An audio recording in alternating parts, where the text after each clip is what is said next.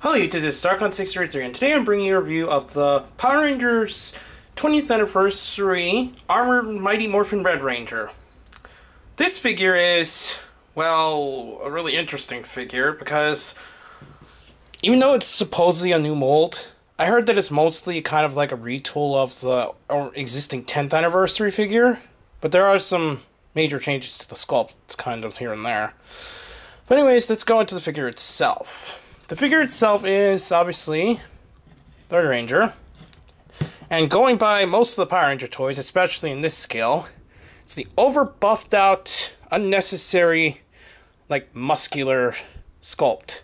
I don't know what it is with Power Ranger figures, but they seem to always, or at least Bandai, seems to always sculpt these figures in these big, buffed-up suits, even the females, which is strange.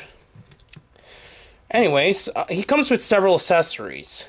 One is obviously the Dragon Dagger, the Blade Blaster, but unfortunately doesn't have closed mode or sword mode, so it's pretty much stuck in this mode, and unfortunately it's missing most of the stickers and all that, so it's quite plain looking. Let's put it to the side. And obviously it also comes with his Power Sword, which also is unfortunate because in the 10th Anniversary figure, at least the coin was sculpted. Now it's painted, but it's got this weird gold coin thing going on, but it has no logo or anything, which is pretty disappointing. Other than that, though, the sculpt of the actual sword is actually really nice, and it's actually pretty accurately painted. Most of the paint's there, so nice touch, Bandai. Side. As you see earlier, you can also put the Blade Blaster on the peg, or if you want, for some reason, you can also put the Dragon Dagger to the side, and sword just goes to the side. This figure also came with was this pirate card, the Red Mighty Morphin Ranger, which is promo number 72. Sorry I didn't mention the numbers in the other videos, but I didn't feel like it was at a point, but I kind of decided I guess I'll just put this since it is a promo card. Just to show what it says in the Gosei Morpher.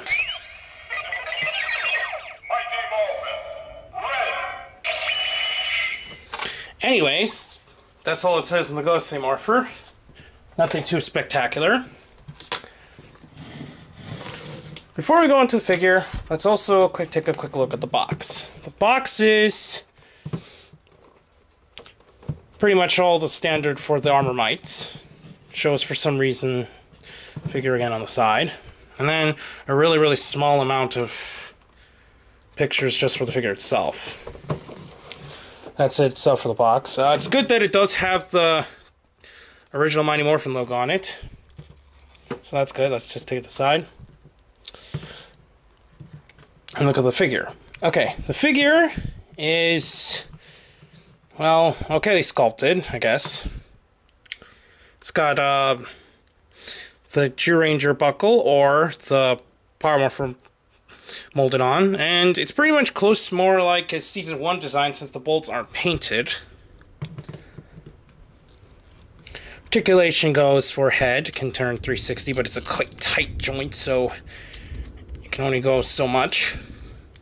His arms have full movement, but the shield kind of slightly gets in the way.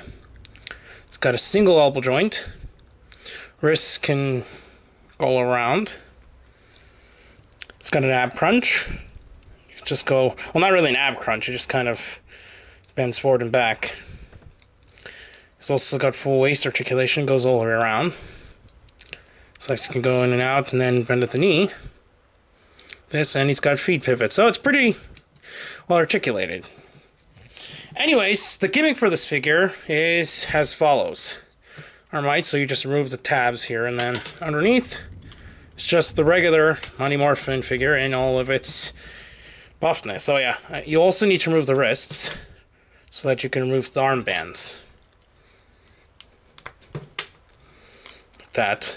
Then underneath, all you get pretty much is a regular Mighty Morphin Red figure.